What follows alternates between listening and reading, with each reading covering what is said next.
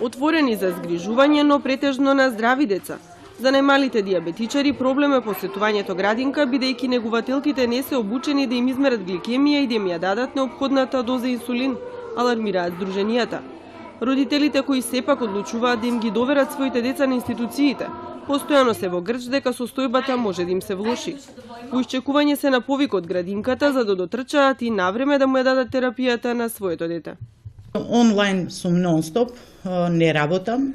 Детето ми престојува 3 часа во градинка, токму ради таа неедуцираност на учителките и на негователките. И кога има моето дете високи гликеми, ми се јавуваат и јас одам, му ставам инсулин.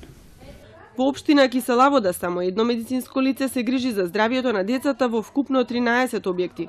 Градоначалникот уверува, се работи на зајакнување на кадарот, а во соработка со здруженијата во тек се и едукации на вработените во градинките. Ендокринолози ги обучуваат како да им пружат помош на децата со дијабетес. За 2018 направивме дополнување на буџетот за да може да ангажираме повеќе медицински лица кои, без разлика дали е за дијабетици или за други болести, превентивно ќе може да делуваат кај дечињата. Бидејќи не секој неговател или воспитувач има не храброст, него не ни смее да делува во некој случај, бидејќи не се тие медицински лица.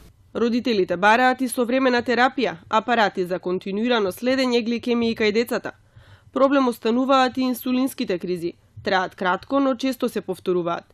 Здруженијата апелираат акцент да се стави на квалитетот на терапијата и на глукомерите, за да бидат сигурни во измерените вредности на гликемиите. Во Македонија има 180.000 дијабетичари, 40.000 се на инсулин, а 450 од нив се деца.